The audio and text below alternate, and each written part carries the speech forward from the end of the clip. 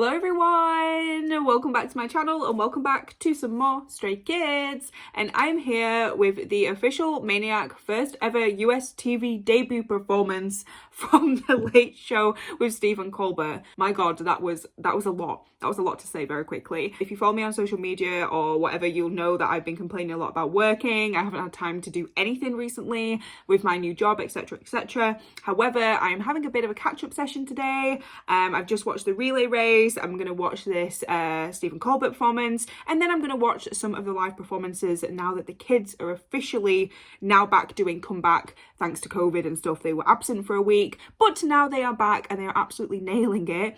Billboard music show wins.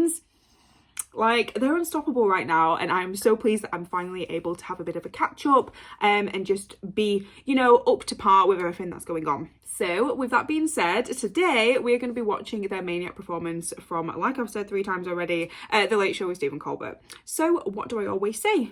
Get a snack, get a drink, make sure you're comfortable. Let's go. Okay, so before we get into this, I just want to very quickly say like how much of a big deal this is. Like, it's actually crazy for me that they're doing this, you know. It's a big US TV show. It is like a big platform for them to be performing on. It's a full Korean song. It's not an English song, it's a Korean song, and they're performing it. It's awesome. And I just had a very quick skim through the comments because sometimes, you know, whenever K-pop groups go on non-Korean television, I get a little bit anxious and a little bit concerned. However, it all is very positive from what I can see. Even people saying that they've never, you know, been interested in K-pop before and they were really impressed by this. And that's what it's all about. It's about being impressed and enjoying what you're looking at. It doesn't mean you necessarily then have to go and watch all of their music and stan them, but just from an outsider's perspective, if you can just sit and enjoy it, then what's the harm? You know what I mean? Like, who cares if it's K-pop or not? If you're enjoying it and you're feeling the music and you just liking what you're watching, then there's no problem, you know? So that's why the stereotype really stresses me out. But then I read comments like that and I feel instantly proud, not just for Skiz, but for any group, because that's what it's all about. It's just, you know, spreading music and joy and just, you know, talent at the end of the day. So yeah, I'm really chuffed by what I've seen so far. But anyway, we're going to get into it, shall we? Let me just adjust my camera slightly. Are we ready? 3, 2, 1, press play. Boop. Let's go, my kings. Oh, okay. Nice, nice. The set. Okay. I feel it's in a beret, a spiked beret. Let's go. Oh my god. They look amazing. The fire. Okay. Shh.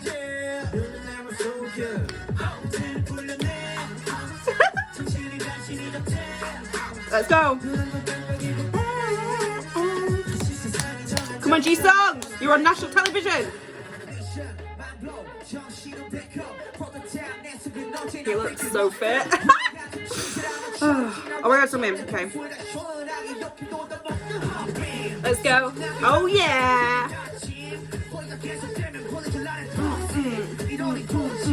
Warning.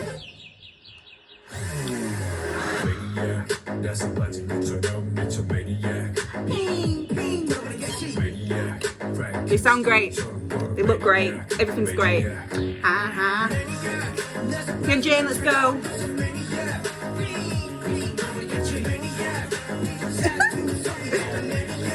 Maniac.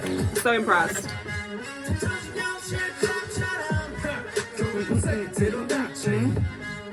Hi, babes.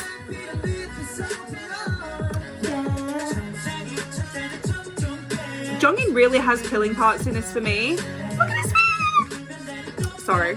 Especially with the dancing.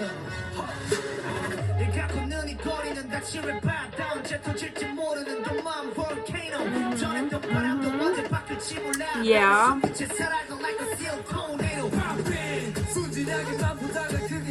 Felix's outfit is amazing. Let's go, Hyunjin.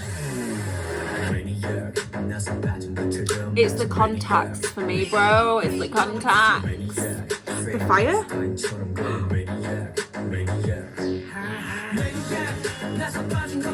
Fucking rent is due again.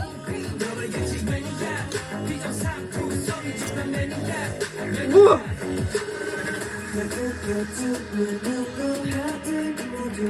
I don't need to act, fuck off.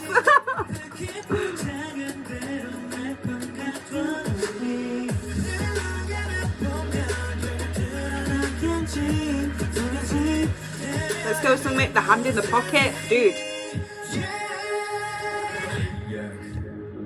Whoa.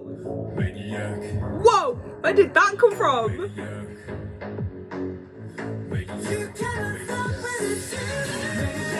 Let's go, Leo.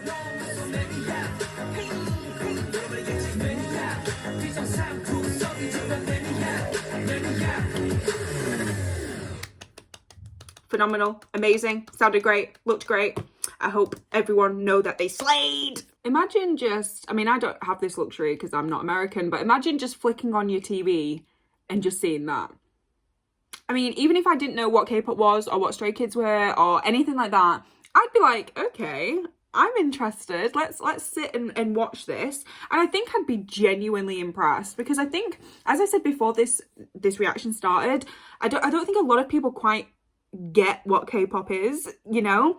They just hear K-pop and they automatically assume BTS. That's just how it's become because BTS are that big now, which, you know, that's just how it is. I genuinely don't think a lot of people know it's quite like this at times.